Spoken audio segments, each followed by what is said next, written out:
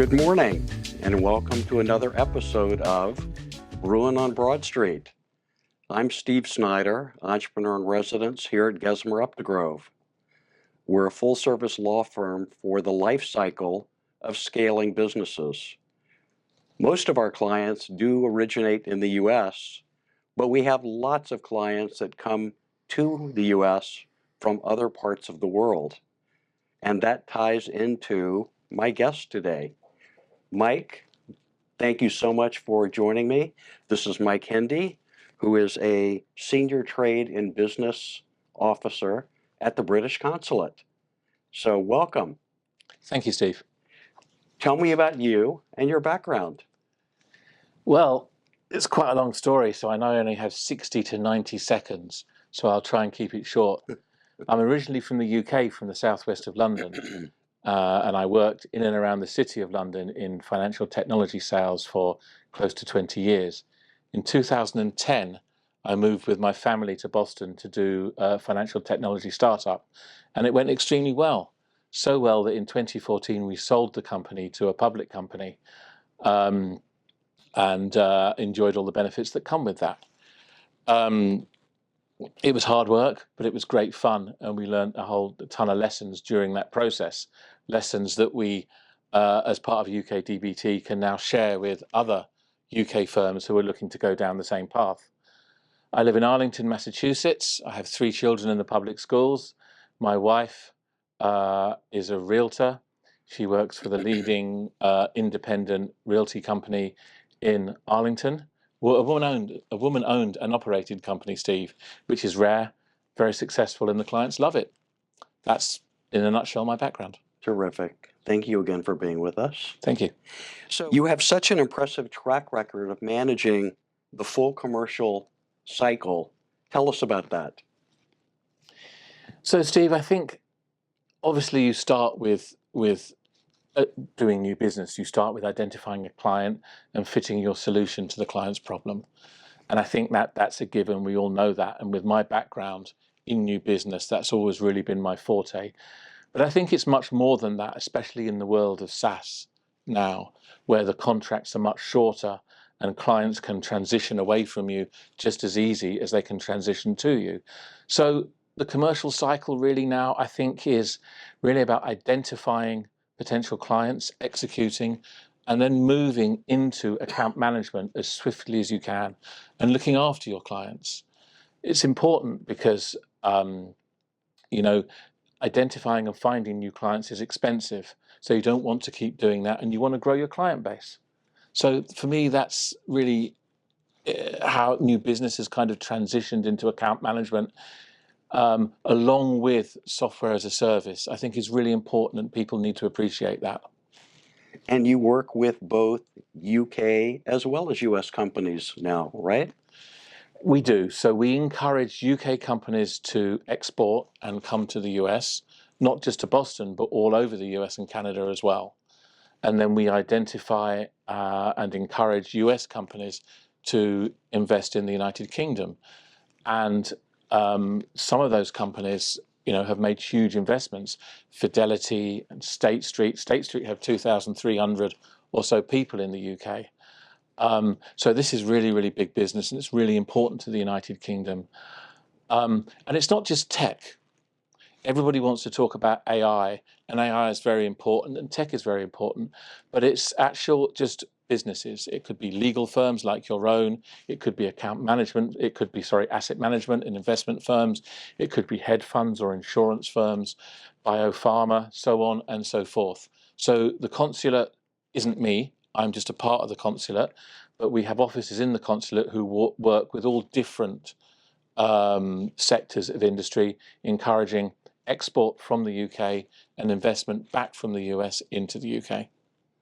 And as you are meeting with the founders and leadership teams of scaling companies here in the US, what advice would you give them as they start to focus on expansion abroad? I mean, if we take the UK first, I would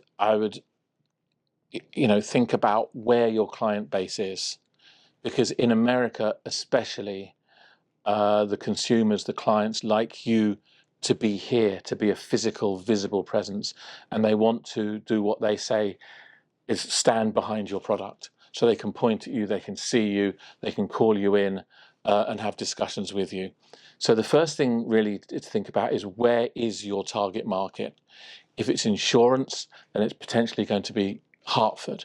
If it's hedge funds, then it might be Stamford. If it's asset management, it could really either be Boston or New York. So on and so forth. You know your markets better than I do.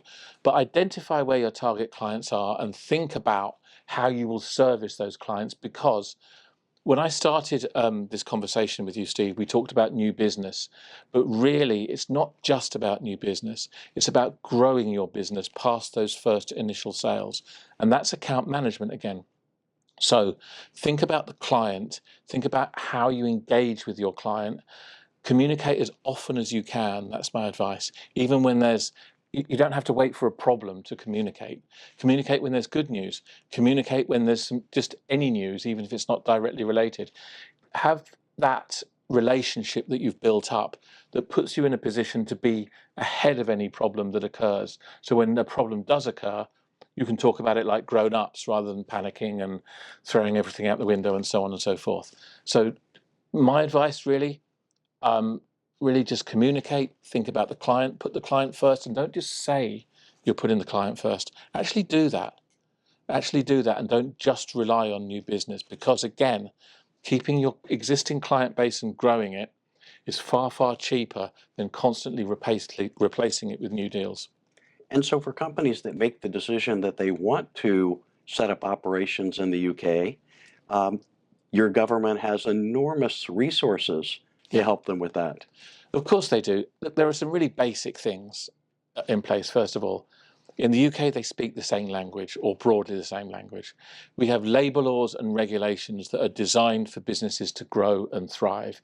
We have a deep cultural history together, and we know all about that.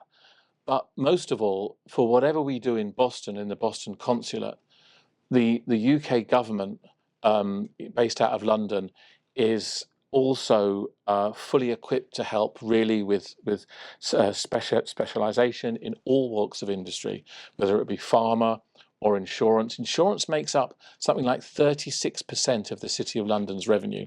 So if you're an insurance company looking to place risk in a market, London, the London Lloyd's and so on and so forth is such an obvious place to go, and it has all of the ecosystem around it ready to support. So it's all there, guys, and taking that investment out of London and putting it into Glasgow, Edinburgh, Belfast, Bristol, Manchester, Birmingham makes it, you don't have to pay New York, Boston, London prices. The skills are all there, the universities are all there, and London's very welcoming and waiting for you to go. So I've said to you before, London is my favorite city in the world. What's your favorite thing to do when you were back home in London?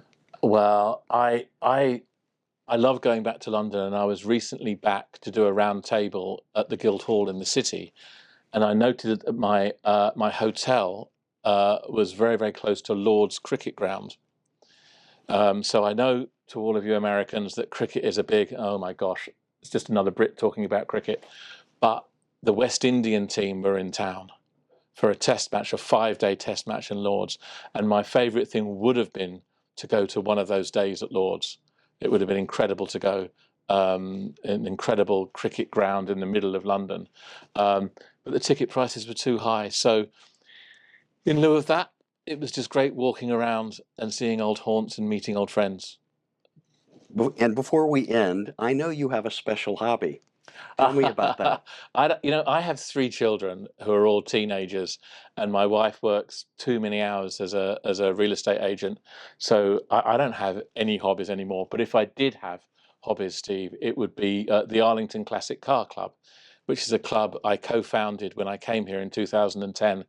And that club is thriving. We have Ray Masliotti from Car Talk as a member.